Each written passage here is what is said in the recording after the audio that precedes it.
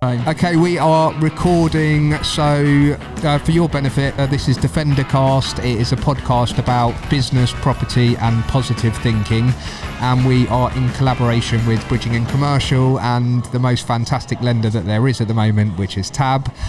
We want to do a kind of quick fire 15 learn more a bit about you. Yeah, okay. 15-20 minute podcast, and we'll see where it goes. So you're the first guest. We have about as much idea of what's going on as you do, so please relax.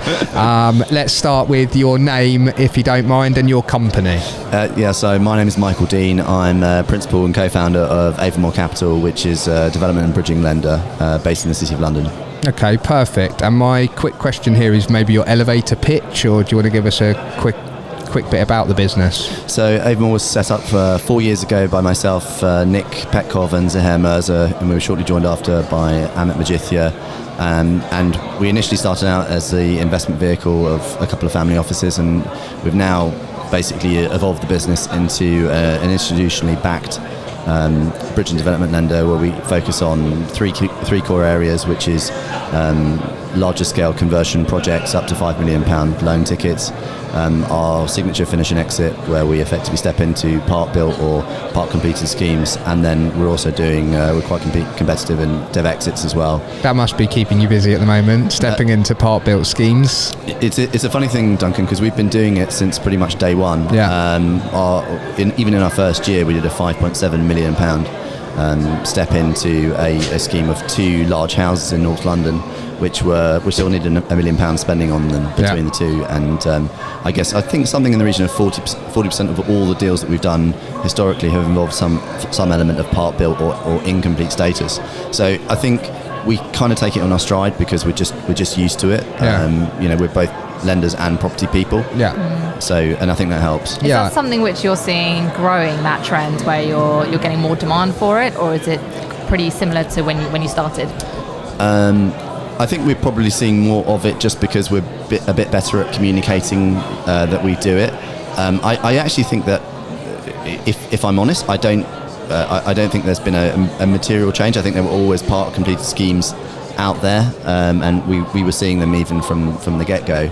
I think there is a perception, though, because of the slowing sales market and other issues in the development market, that somehow there would be more of them. But ironically, we probably haven't seen as many of them as we would have expected. But notwithstanding that, we do know that there's a good amount and good level of demand for what we provide in that space. What are you finding are the greatest influences on the sector currently?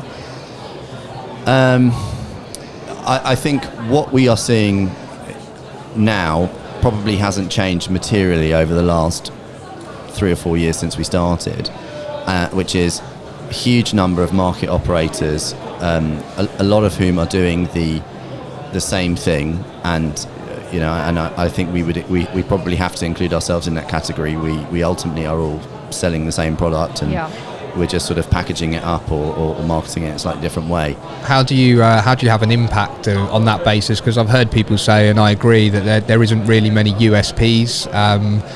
What is it that you try to focus on in order to sort of tell people that you've got a competitive edge? Well, I think that's a really good question, and I know you've been in the industry a long time, so you personally will have your own ideas, but ultimately we came into the industry when we set up Avamore, we didn't have a background in bridge or development lending as actual lenders, and we've had to learn the business in a way, and it's probably a really good thing. Look, I think we look back at it and we say, we coming into it with outsiders' eyes, I think was really valuable, and I think in many ways could have been a bit of a breath of fresh air for some of the people that we interacted with.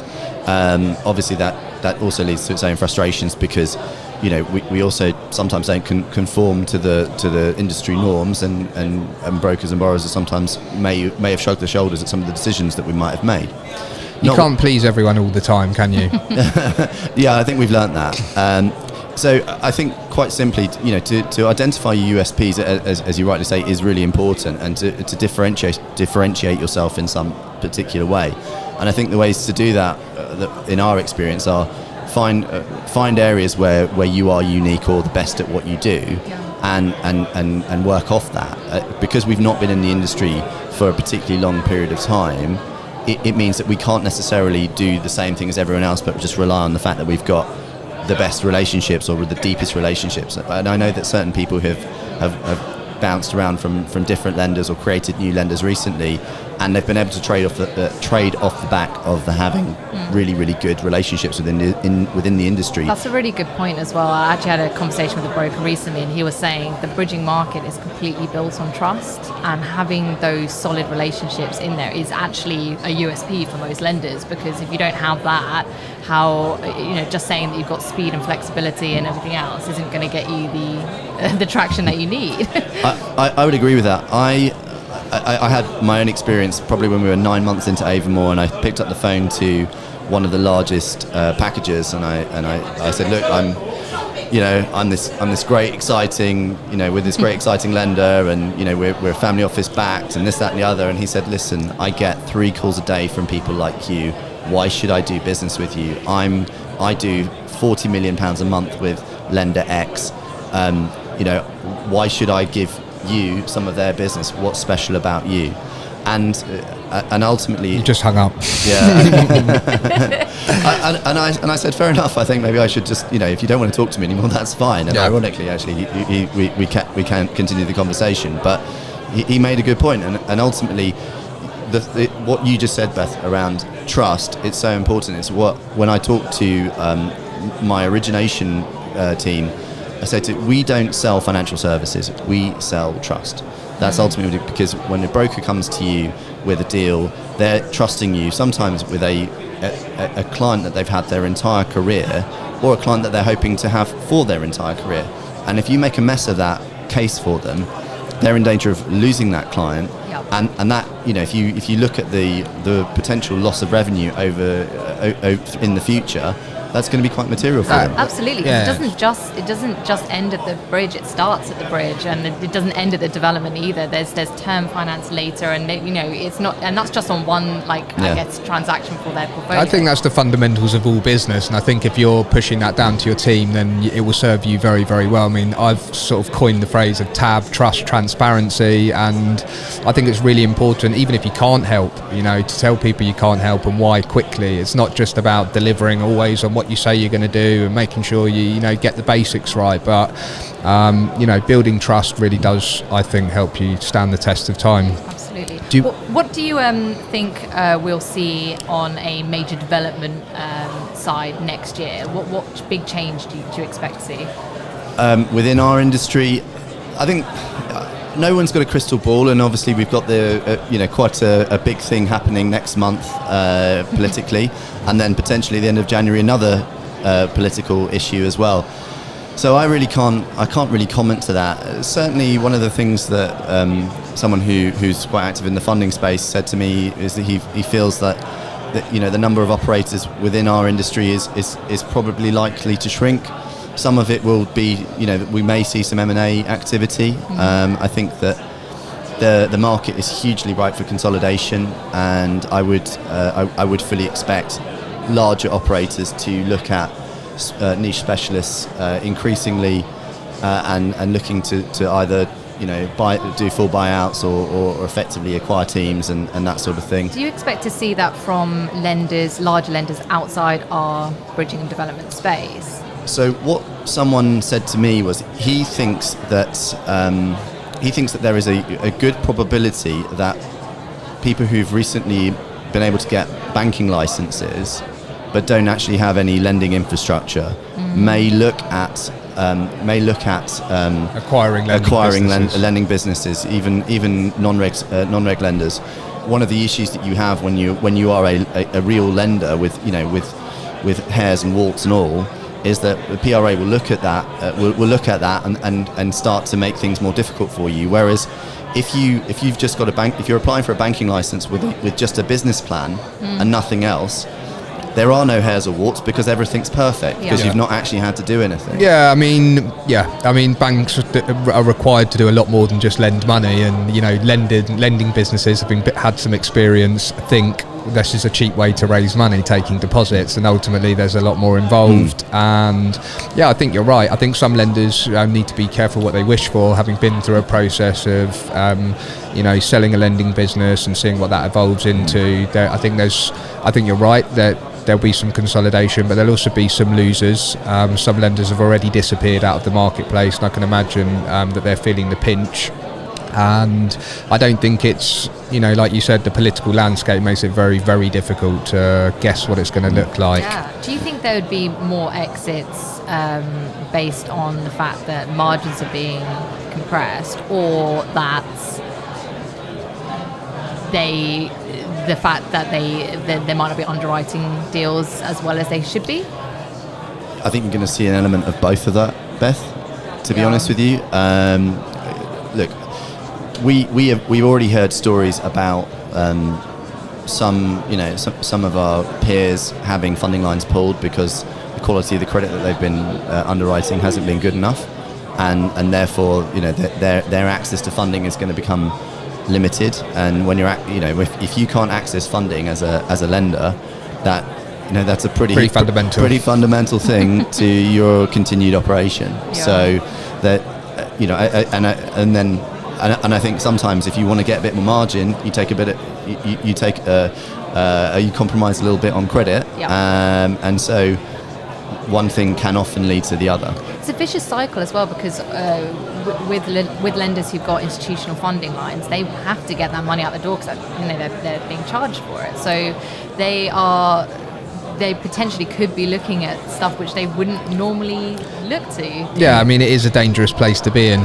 Something I've considered very, very carefully when I started lending again is, do you want to be under pressure to have an impact and make your money work for you with all that it comes with? And I think lenders do need to be careful. They always need to be careful. It's not just in this landscape, it's always. I'm interested to ask a question because we've got a few quick fire rounds. What words of wisdom would you give to a younger person considering entering this industry?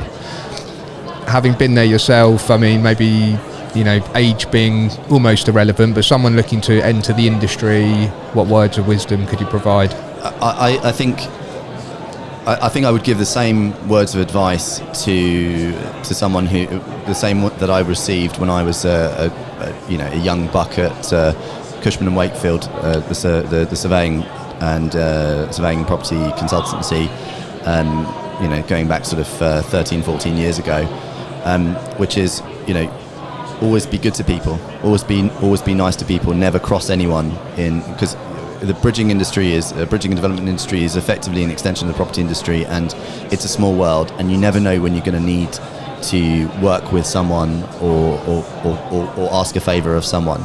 So always try and stay in good terms with people. Never try and upset anyone.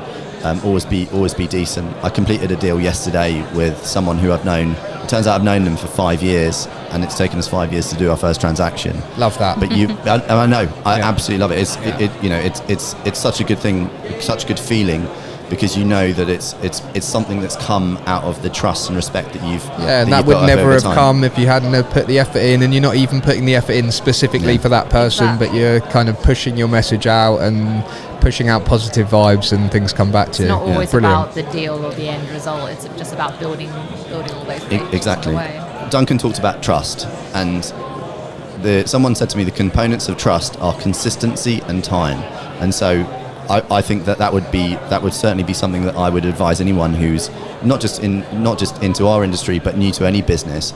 Be consistent and be consistent over a period of time, because in doing so, people will begin to trust you, and when trust comes, good things generally follow. Yeah, I mean, the opposite of that is you can't build trust instantly, right? Yeah, it does take time. It doesn't matter even if you do hit the ball out the park, you still. It's your first time, it's your first home run, so it just takes time. You're absolutely right. I think that's great. Who would you say was your mentor? Do you have a mentor, or someone which you kind of looked up to throughout your career? In or out of the industry? Yeah. Because I guess I've had a few mentors in business over time. whether I've called them a mentor or not is a completely different thing. There's an equity partner at Cushman & Wakefield called James Young, who was definitely what you would call my rabbi at the time in the business. And then I suppose more latterly, I would say someone like Simon Decker, who's now at Paragon, formerly of Titlestone, someone that I've built a really good relationship with, and we bounce ideas off each other from time to time and have breakfast, and we get on, and he winds me up about how bad Arsenal are and how great Chelsea are. So so that's I feel that.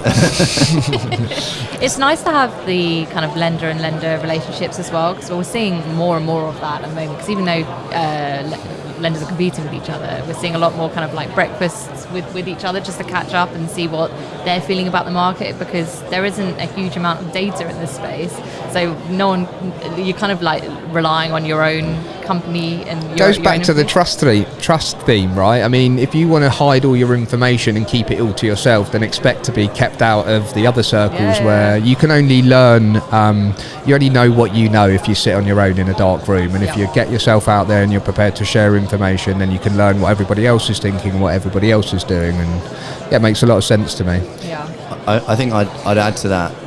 I think Beth, even you and I, maybe over lunch, I've said to you, I believe that our industry benefits when it is bigger and stronger. I think sharing best practices with your counterparts, because we're still a relatively small industry, because there aren't big, unlike, we don't have a council of mortgage lenders. We've got the ASTL and we're members of that, and we have a lot of time for it, but it's not, it's a completely different kind of beast to something like the Council of Mortgage Lenders. Yep. So you don't have the same depth of knowledge and sharing of best practice, and it is getting better. And the better we can make our industry as a whole, the more we benefit, because the more critical mass our industry has, as a consequence of that, it attracts better people into the industry. It also attracts more capital, better capital into the industry. And if you combine those two things, that will be a positive thing for our industry going forwards. Undoubtedly. Great, it's been brilliant. It's been great to have you. Thank you so I hope much you for having enjoyed me. it. It is a very quick pleasure. Quick fire, but I'd love to catch up with you again soon as well. Duncan, that would be lovely. Thank you very much. Thanks for being our first one here. Brilliant.